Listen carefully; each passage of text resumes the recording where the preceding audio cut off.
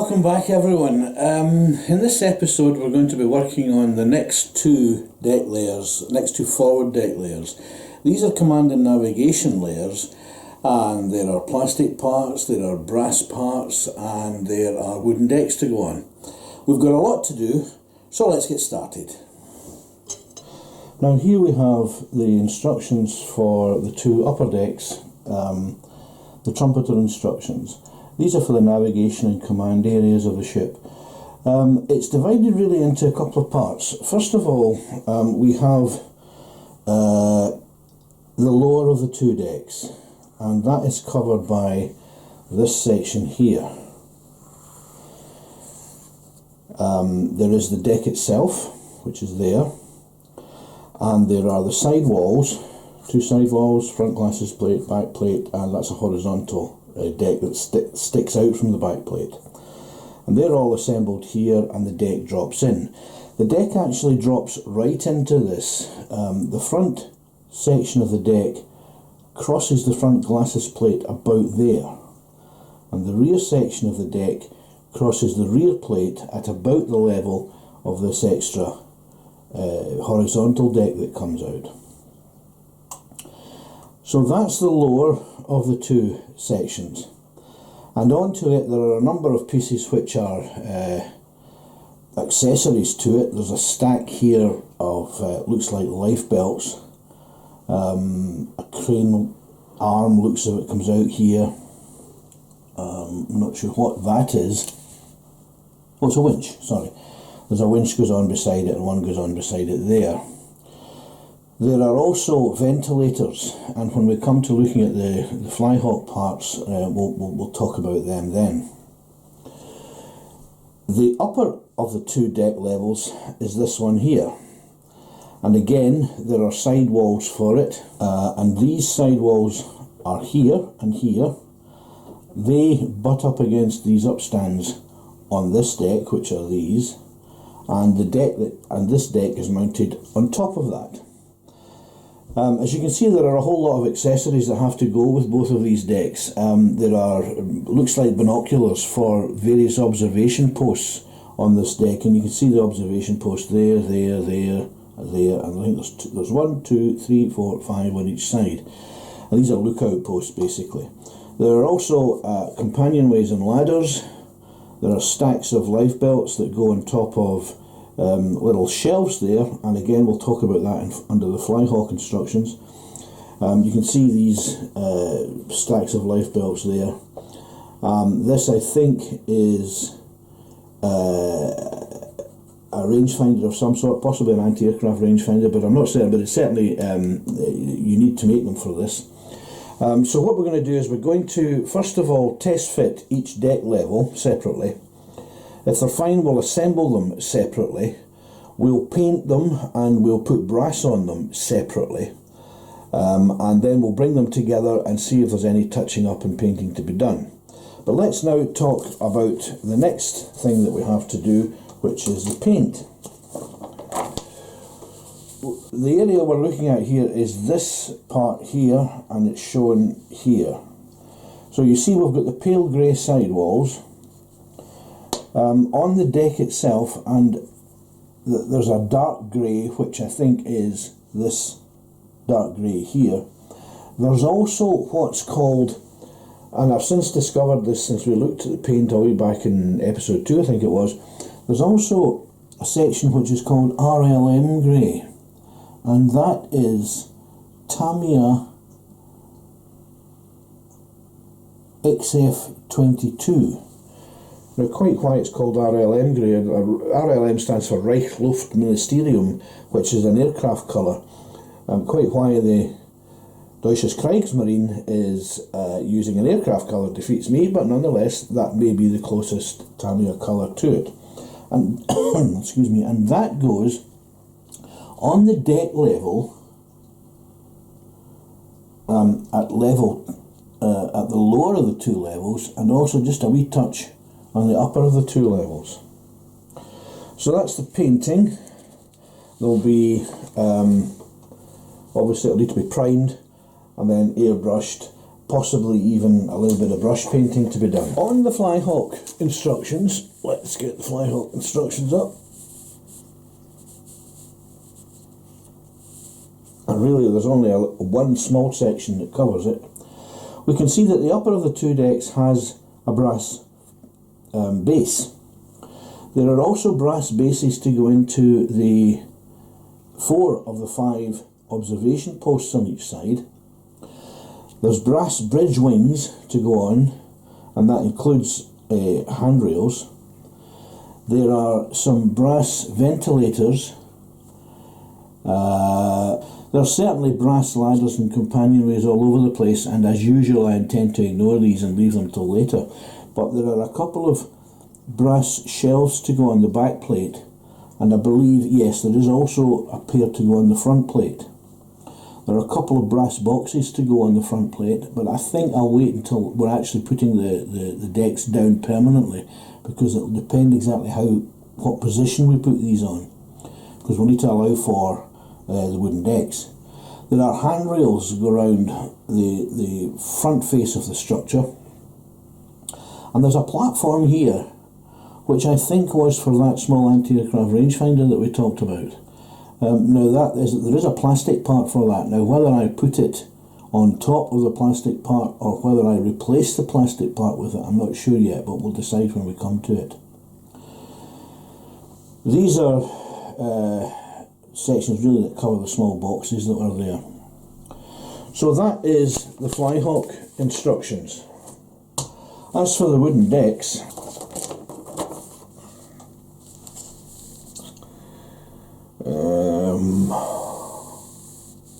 yep, there we go. Except for one minor thing, which is that is the stern. Right, here we go, next door to it. The bow. This is looking forward in this direction. We have a couple of wooden decks to go in, there and there.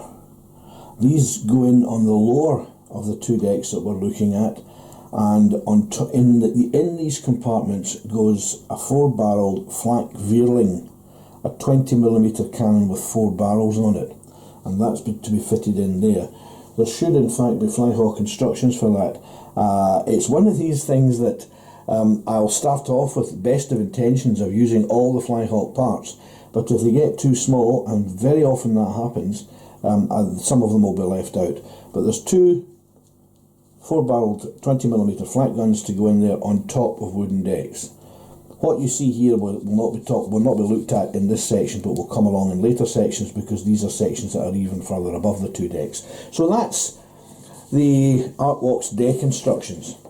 So that's what our intention is to do. We're going to do all of that. We're going to do it in parts. So for example, I will cut out and test fit the lower of the 2 decks.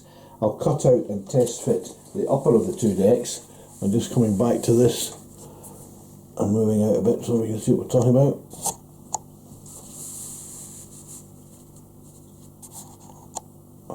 Yep. I'll test fit the lower of the 2 decks. I'll test fit the upper of the 2 decks, including this part here. If they're good fits, and I expect they probably will be, might need a bit of touching up around the edges, but should be a decent fit, then we will put on the brasswork.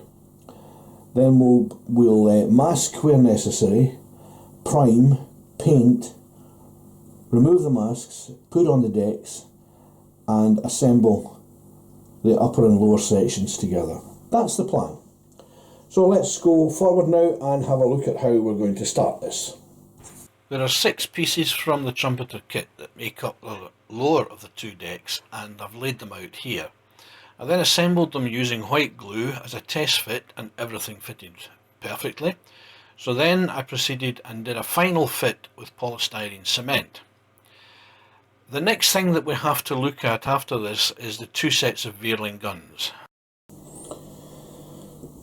Now here we have the 4 parts of the 20mm anti-aircraft mount that's produced in plastic. There is also a Flyhawk version, and here we have it. There are quite a few parts to this. If we just start basically with this section down here, where we've got two pairs, or one pair of double-barreled cannon. We've got a pair of shields that fit over the front of the cannon, and we've got a box that sits on the side of the mounting. Now this is the plastic mounting, and there's a couple of bits to be cut off to allow this to fit in. Once that's been assembled, there are a couple of other shields that fit over the top and front of the mounting, and also a part that fits in here, which I think is either a base plate or a seat for the gunner. So let's assemble the parts for the Flyhawk version and see what's involved. Now, here we have the brass parts for this mounting. It starts off with the plastic main part of the mounting that we already had a look at. On either side of that will be mounted a pair of 20mm guns. Then things start getting a bit complicated. Here and here we have two small parts that are supposed to slip over these barrels. There's a hole there and a hole there, and these slip over these barrels. Then we have a front shield, and this is the part which will become the front shield. There are to be made 1, 2, 3, 4 folds, 5 folds in this little part here, and this is the shield itself. The two pairs of guns sticking out through these slots. Then there's the mounting roof, and this has a whole lot of folds to be made in it. At least 6 that I can see, which slips over the top of the mountings, and there are, for some strange reason, 3 sets of slots. I'm assuming that 2 of them are for match up with these two. What the middle one's for, I'm not sure. Then there's a small box which sits on the side of the mounting. There's a part here which somehow or other fits on the top of this once this is in place. There's a pair of seats here, and that has to have 6 folds in it somehow or other.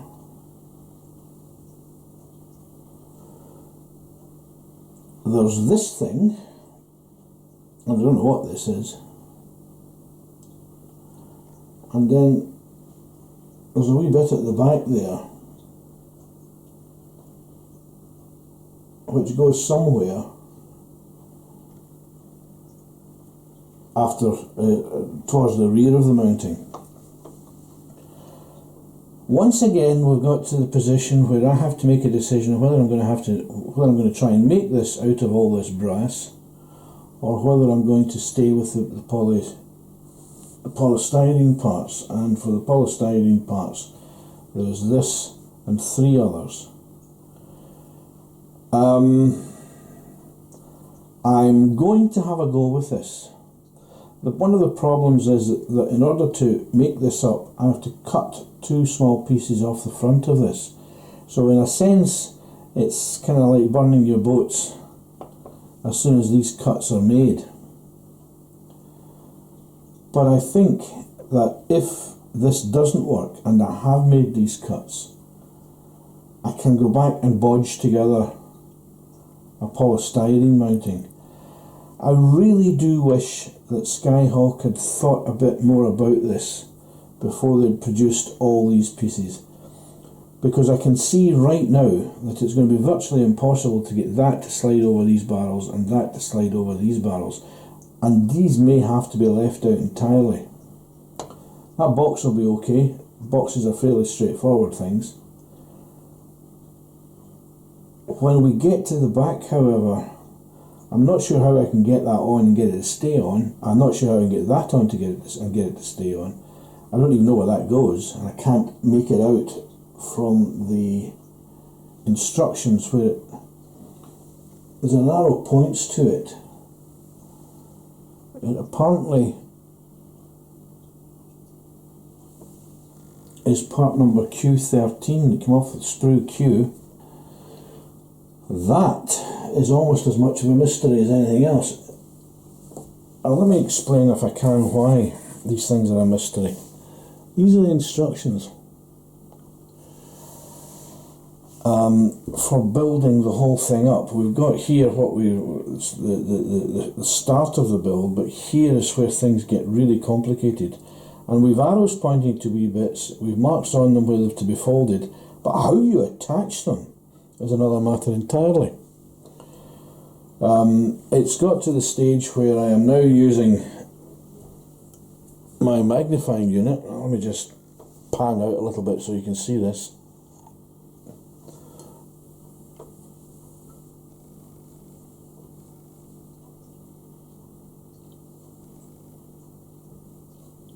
Okay, this is a big magnifying glass I have with a mounting set, and I'm having to use this even to see some of these parts. Admittedly, my eyes are 65 years old, but still, no, even if I was 20, I think I'd be struggling with this. So I'm going to give it a go. I'm going to see if I can make it. Because, as I say, it will be possible, if it just doesn't go together, it will be possible to get back and make something decent of it. Now here we've got the two pairs of gun barrels from the Flyhawk set. The pair on the right are as they came off the fret, and the pair on the left have been folded as per the instructions. I've glued them onto the central pedestal in polystyrene from the trumpeter kit. You can see here that I've laid out all of the parts from Flyhawk and the front shield from Trumpeter. The pedestal with the barrels mounted is to the left. I've also folded the Flyhawk front and top shields, but after much effort I can't get them to fit into the space shown in the instructions. So I used the Trumpeter front shield instead and discarded the remaining Flyhawk parts. Although it's not shown here, I'll fit the Flyhawk brass box. Here's the mounting placed on the deck with the remaining Flyhawk parts shown alongside, and it's also the same on the port side. My finger in the photo shows how small they actually are.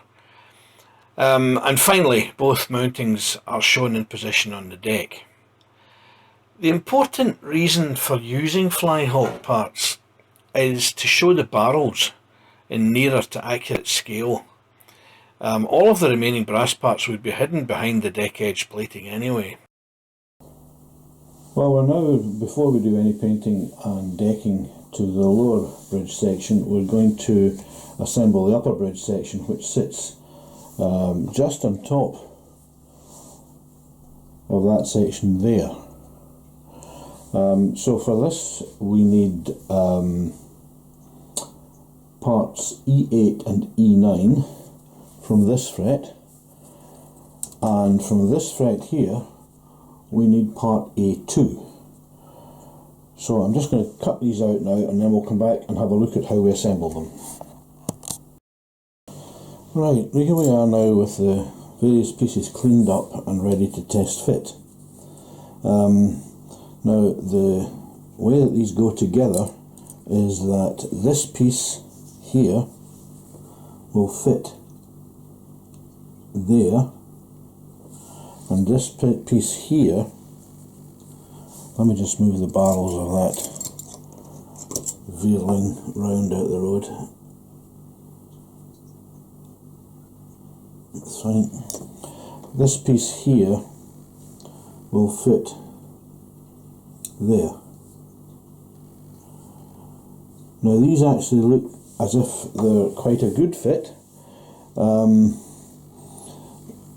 I'm overlapping very slightly here, so at some stage, and I'm not sure whether it'll be to take a little off there or a little off there, but I'll take a little off one end and I'll have a look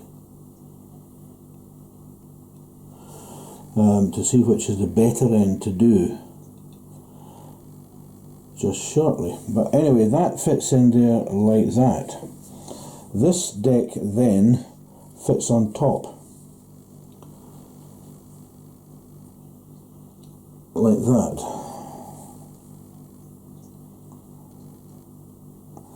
Now there are locator marks on the bottom of this deck to make sure that the sidewalls fit in the right place, but on the whole, just from a dry fit without even any white glue, yep, that looks quite good. Now I've prepared the upper deck ready for its primer coat. I've cemented on the side walls after we did the dry fit. The dry fit was fine, so we've now completed the assembly with polystyrene cement. There's quite a lot of brass work to go into this, as you can see there. The deck itself basically is one piece of brass. The bridge wings are also brass with railings. Now I'm really very sweet, I'll use that word again, about putting railings on, but the problem is that this was a one-piece part on each side. So to put the base down, I had to cut out all of the brass that came, all of the railing that came with it, and fold it up in place. So I've put both bridge wings brasswork on. In the 4 forward observation tubs on each side, there is also a brass base gone into them, and then the telescopes glued in on top. So that's the upper deck ready now for priming. The lower deck is also been prepared for priming. There is some brass goes on this. There's 2 shells on the front glasses plate and there's 2 shells on the back plate which are brass, and these are for life rafts, I believe. Where the clamp, where the yellow jaw of the clamp is, there will also be a ventilator put on there on both sides. And finally, or not finally, but you can see in the next photograph that just behind the Veerling mounts, where it's masked with maskall, on the vertical surface below it you can just see a brass section there which is for a ventilator inlet. So that's both decks ready now for primer coat, and we'll get on now, send them, get them outside, get them primed and come back in, and then we'll have a look at doing the top coats. Right, where was I? Yes, I'm going to airbrush both of these parts with that paler grey. I'll airbrush it. Basically it's to get the vertical surfaces, they must all be that pale grey. So I'll go right round both of them, doing their vertical surfaces, and as I do that there'll be paint spill over into the centre. But the sides of these tubs have also to be pale grey, so there'll be quite a bit of overspill onto the decks here in particular. So I'm going to airbrush that, I'm going to let it dry, and then I'm going to brush paint the various darker greys on to this. The bridge wings will be pale grey, and the reason for that is that to try and brush paint these railings is very difficult. The railings are very delicate, and if you get a brush caught in between the railings, and as you can see that's almost going through a gap, then you can actually pull these off. So they will be airbrushed. When it comes later on to doing ladders etc and railings that are, what I'll do is I'll paint them on the fret, or if I've taken them off the fret I'll paint them on a surface, then I'll put them on. Touching up is a bit easier than actually painting the whole thing. So airbrushed pale grey, let it dry, brush paint dark grey and film grey, let it dry, take off the masking and put on the wooden decks, and then we'll airbrush both parts with UV varnish. That's the plan from now on. Right, we've finished now with the top coat of the pale grey on both of these deck levels, and I'm quite happy with this one here, which is the lower deck level. The sides have come out quite nicely, backs and fronts are good, so I'm quite happy with this. We're now going to move on with this one, and I'm going to brush paint the dark grey that Trumpeter recommended. That will be going on there and there. Right, now we come to the top deck. Here things are slightly different. We're not going to be painting that RLM grey on. Instead, the darker grey of the hull greys is going to get brush painted by my own good self on the deck here and there and there.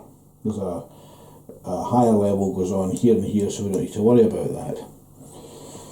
However, you are aware, of course, that I'm very reluctant, as always, to put some of the brasswork on too soon.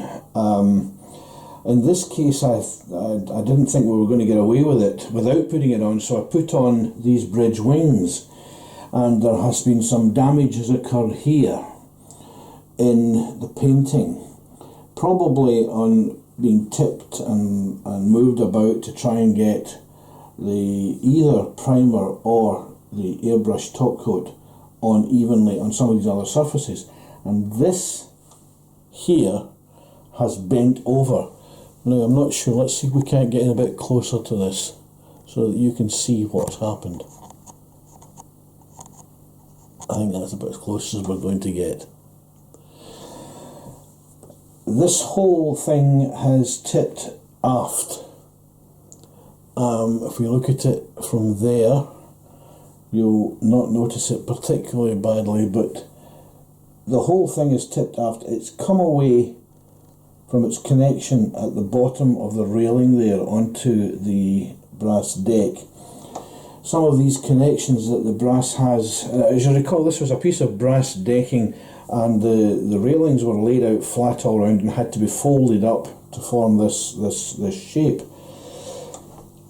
What I'm going to do is I'm going to have to try and bend it back without breaking it off, and that's an issue in itself. It's been painted with the pale grey, so there's no painting needing to be done to it, but I need to try and bend it back and then re-secure it along the bottom there with glue. The other one's fine, the other one's straight, it looks great. It's just this one. This has been knocked. It's always a risk with brasswork that's been bent into a shape that if it gets knocked at that bend, it's going to break away, and it seems to have broken away part of the way along at the base there, and that's the reason I don't like applying brasswork too early to a part of the kit. It's too easy to knock it, it really is. Now what we're going to do to this is the darker of the greys we're going to paint on in here, and I'm going to do it by brush. Airbrushing it's not possible. The amount of masking that I would need to do, and fine detail masking as well, just makes it not an option to do with an airbrush. So I'm going to do it hand and by brush. So that's going to be my next move. Well, this is the lower deck now, ready for having its artworks wooden decks put into these 2B sections. This time I'm going to do it the way that an awful lot of people do, which is to take it directly from the etched panel and excuse me, peel it straight off there and put it on the deck. Normally, as you know, I cut round them, but this time I'm just going to take it straight off the backing and put it straight onto the deck. I'm just trying to get the knife underneath an edge here to try and get it lifted and get started. It's extremely sticky, and I don't want it to stick to anything other than the deck where I put it. I'm just trying to get the knife underneath it and get it started here.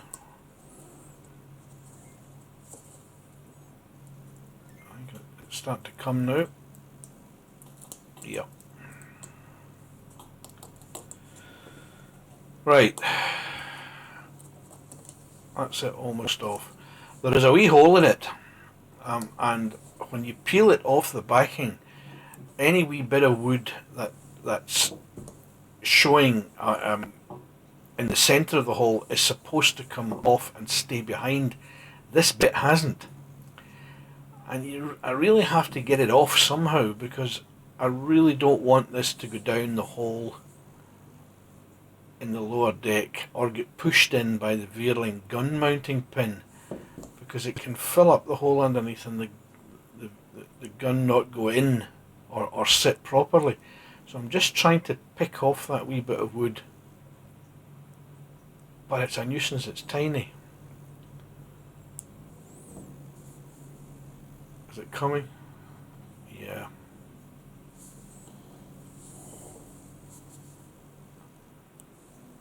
Just a wee bit there. And of course this deck's sticking to my fingers as we go along. Come on. Is that it? No. Okay, I think that's it. Just come off now. So let's try and fit it into this space.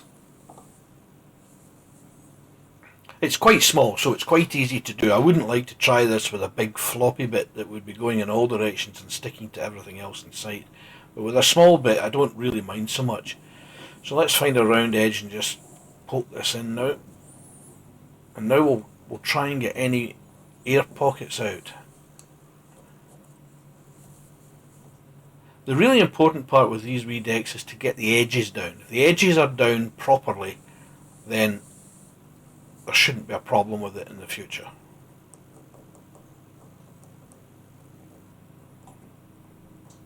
There we go.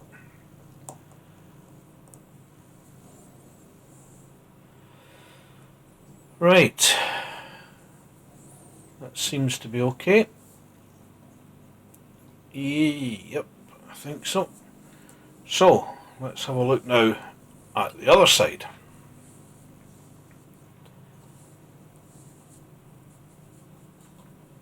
Again, we'll fiddle about and try and get an edge lifted. You should be able to just bend the rest of the wood away and it should pop up proud, but really the glue's so sticky that it doesn't really want to do that.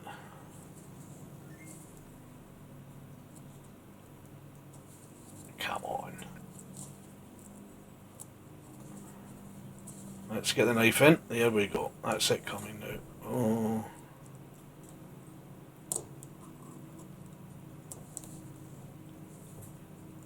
Out you come. Should pull off now, okay. There we go.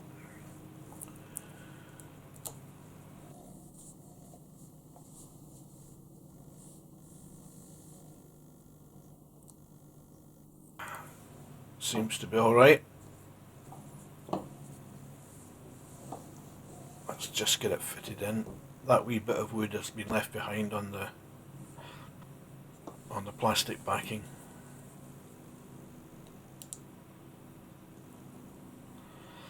Right, that's it in position. Let's see if we can get it down now and get round the edges.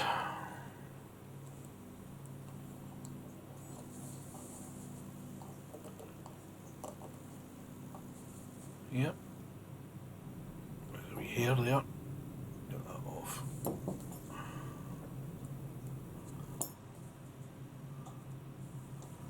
Right, that looks okay.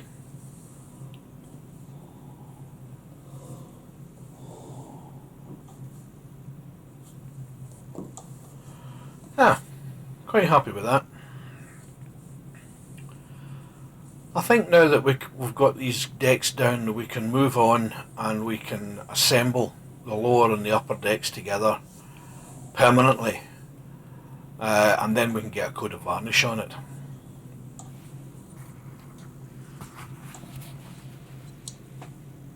That's a rough fit. We'll carry on with that now.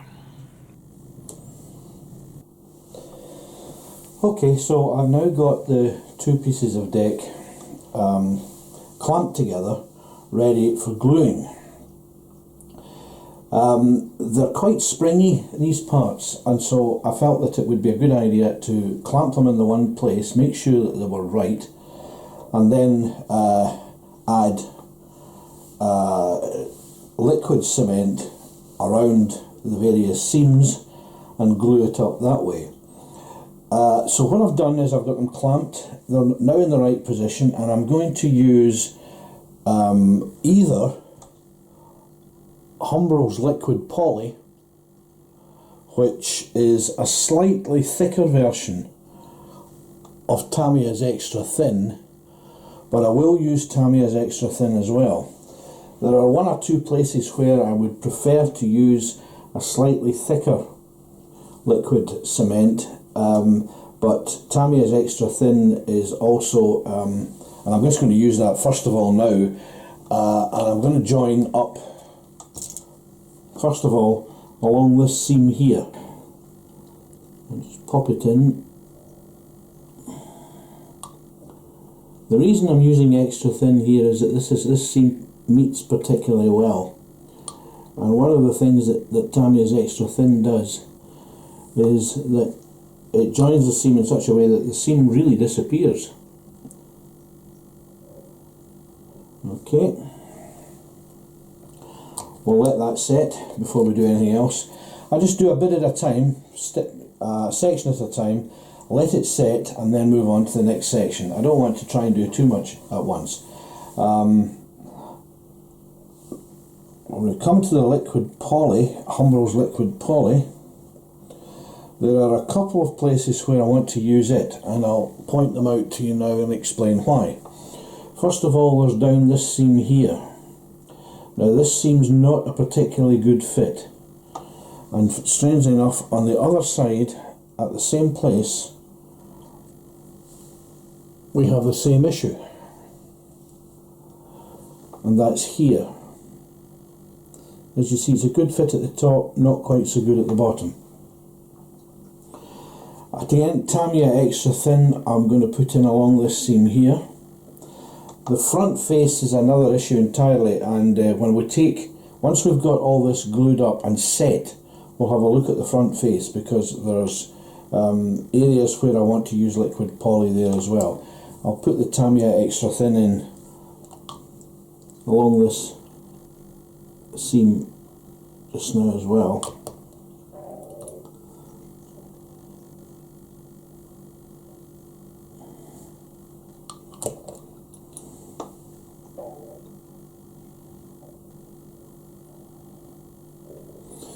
Okay, once this has all been glued up,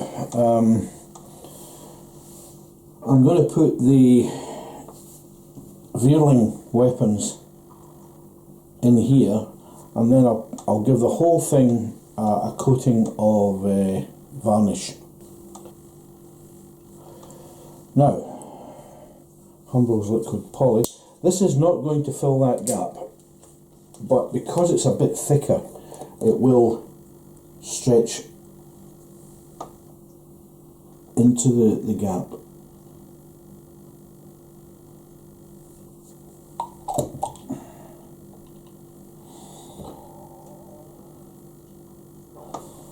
And at least make a start in sealing it. And on the other side,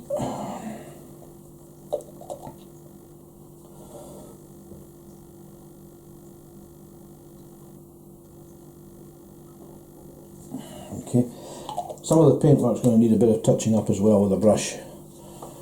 Okay, I don't know if you can see that there. Where's my pointer?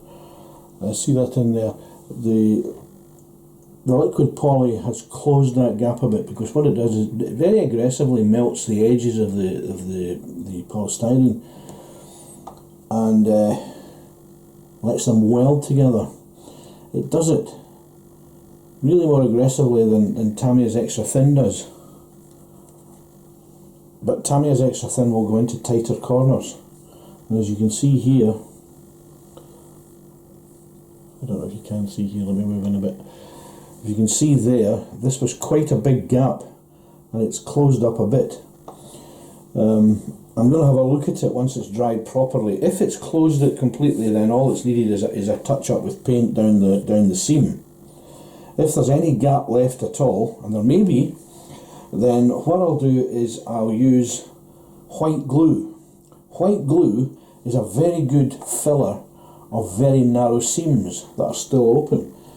You've seen me use the white putty, but white glue itself, it'll dry clear.